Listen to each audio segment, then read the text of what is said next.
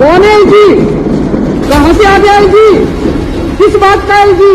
कौन lieutenant governor? हमारे sir पे बैठ गया के लेफ्टिनेंट गवर्नर। अब वो तय करेंगे कि हम अपने बच्चों को कहां पढ़ाएंगे। बीजेपी वालों के कितने एमपीज ऐसे हैं, ये पूरी लिस्ट है, जो खुद विदेशों में पढ़ के आए। ये बच्चे हैं कैबिनेट मिनिस्टर के, बीजेपी वालों के बच्चे, जिन जिन के बच्चे अभी विदेशों में। तो अगर तुम अपने बच्चों को अच्छी शिक्षा देना चाहते हो तो गरीबों के बच्चों की अच्छी शिक्षा के खिलाफ क्यों होते हैं? अगर हम अपने बच्चों को, गरीबों के बच्चों को अच्छी शिक्षा देना चाहते हैं, अपने बच्चों को अच्छी शिक्षा देना चाहते हैं, तो तुम रोकने वाले कौन हो? ये एक फ्यूडल माइंडसेट है कि गरीबों को अच्छी शिक्षा नहीं मिली। एलजी साहब ने लिखा है इंडिया में करा लो ट्रेनिंग। ये एलजी साहब की नोटिंग है, इंडिया में करा लो ट्रेनिंग। अरे क्यों करा ले इंडिया में ट्रेनिंग? गरीबों के बच्चे कम है किसी से?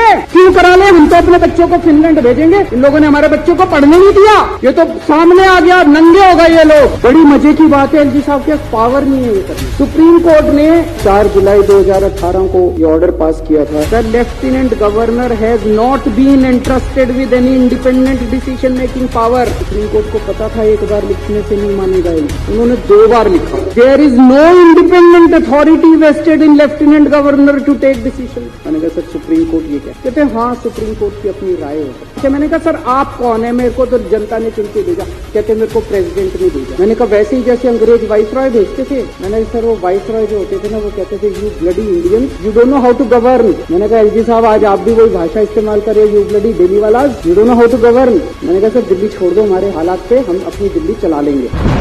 के एमसीडी चुनाव के नतीजे 7 तारीख को आए थे।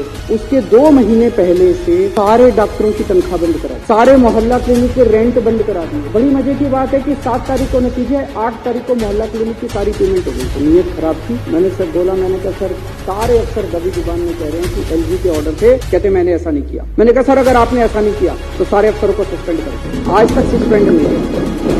फिर एलजी साहब ने एक बात कही जो बड़ी चौंकाने वाली है। एलजी साहब ने कहा कि इनकी बीजेपी वालों की 20 सीट भी नहीं आ रही थी, ये तो मेरी वजह से 104 सीट आई हैं। बोले अब देखना तुम्हारी 7 की 7 सीट लोकसभा में बीजेपी की आएंगी और अगली बार तुमको मैं चुनाव नहीं जीतने दूंगा विधानसभा का। वो यहाँ पे लेफ्टिनेंट गवर्नर दिल्ली को चलाने थोड़ी आए हैं, दिल्ली को ठप करके केजरीवाल को और आम आदमी पार्टी को बदनाम करने आए। चुनाव जीते ना जीते राजनीति लगी रहती है, चुनाव आते जाते रहते हैं। देश जरूरी है, लोग जरूरी है, लोगों की जिंदगी जरूरी है। लोगों को इतनी प्रताड़ना करके अगर आप चुनाव जीतना चाहते हो, चुनाव आपको मुबारक। हम लोगों की सेवा करें, हम आपकी तरह इतनी गंदी हरकतें नहीं कर सकते।